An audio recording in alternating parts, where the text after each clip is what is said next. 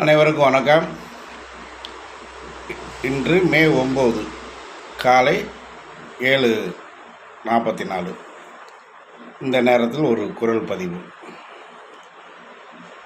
திரு விஜய் அண்ணன் அவர்களுக்கு ஒரு அன்பு வேண்டுகோள். அதாவது, உங்களை கழுத்து அறுத்த மத சார்பற்ற முற்போக்கு இயக்கம் என்று சொல்லக்கூடிய திரு திருமாவளவன் உங்களை கழுத்தை அறுத்து விட்டார். அவர் பிஜேபி வரக்கூடாது, பிஜேபிக்கு வரக்கூடாது, நுழைய விட மாட்டோம்னு வாய்களையே பேசுகிற திருமாவளவன்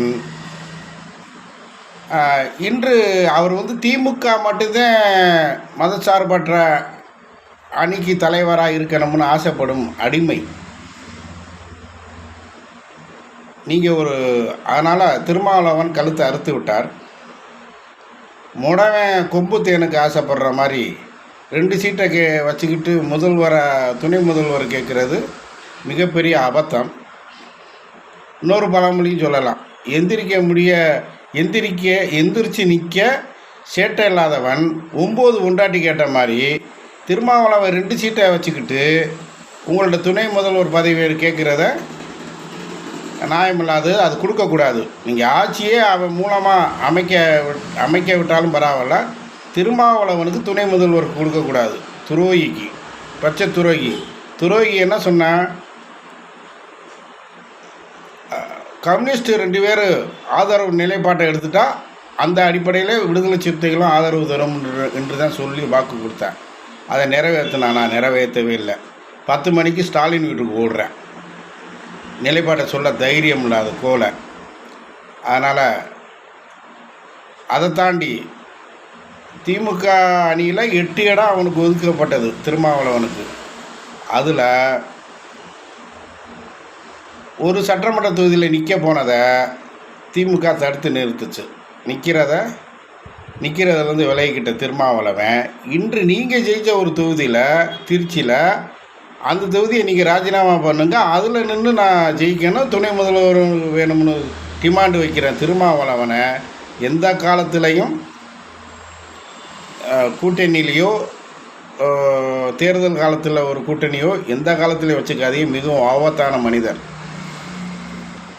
இது ஒரு பக்கம் இருக்கட்டும்.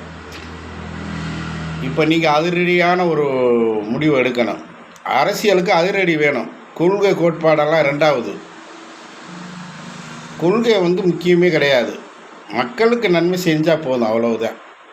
நீங்கள் என்ன செய்கிறீங்கன்னா, இந்த மத சார்பற்ற அணி, முற்போக்கு அணின்னு சொல்லி தன்னை வாய்களையே பேசும் திருமாவளவன் மற்ற அந்த முஸ்லீம் லீக்கோட துரோகம் பண்ணிவிட்டது. ஆதரவு தாரம்னு சொல்லிவிட்டு ஆதரவை விலக்கி கொண்டார்கள், கடிதம் கொடுக்கவில்லை. அப்போ இவங்க திருமாவளவனுக்கு முஸ்லீம் லீக்குக்கும் நெத்தியில் அடித்த மாதிரி ஒரு முடிவு எடுங்க.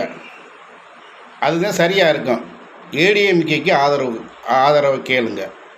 பிஜேபி ஒரு எம்எல்ஏ, அவங்கள்ட்ட ஆதரவு கேளுங்க. துணை முதல்வர் ஏடிஎம்கேக்கும் கொடுங்க. பிஜேபி ஒருத்தர் இருக்கார் பார்த்தீங்களா, அவருக்கும் துணை முதல்வர் பதவி கொடுங்க.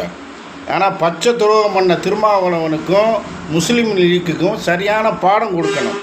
அப்போ இதுதான் அரசியல் டிப்ளமேட்டிக் ராஜதந்திரம். அதிரடி காட்டணும். அப்போ தான் நம்ம ஜெயிக்கலாம்.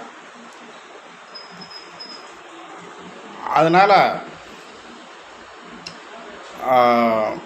நீங்கள் ஏடிஎம்கேக்கு எத்தனை அமைச்சர் பதவி வேணாலும் கொடுங்க, துணை முதல்வர் கொடுங்க. பிஜேபி ஒரே எம்எல்ஏ தான், அவருக்கு துணை முதல்வர் கொடுங்க. அதிரடி காட்டுங்க. 5 வருஷம் 100% தான் முழுமையாக ஆட்சி செய்யலாம். கொள்கை கோட்பாடை தூக்கி எறிஞ்சிருங்க. ஆட்சி அமைக்கணும், மக்களுக்கு நன்மை செய்யணும், அவ்வளவுதான். பிஜேபிக்கு அது தனி கொள்கை, ஏடிஎம்கே தனி கொள்கை, உங்களுக்கு தனி கொள்கை. நீங்கள் முழுமையாக அறுதி பெரும்பான்மை பெற்றவனை உங்களுடைய கொள்கையை 100% பயன்படுத்துங்க. இப்போ பொது அம்சங்களை, பொது திட்டங்களை வகுத்து கொண்டு நீங்கள் ஆட்சி அமைக்கிறதுக்கு முயற்சி பண்ணுங்கள். இதுதான் ராஜதந்திரம், பொலிட்டிக்கல் டிப்ளமேட்டிக். இதுதான். நன்றி. இந்த தகவலை விஜய் அண்ணனுக்கு தகவலை கொடுங்க, சரியாக இருக்கும். நன்றி.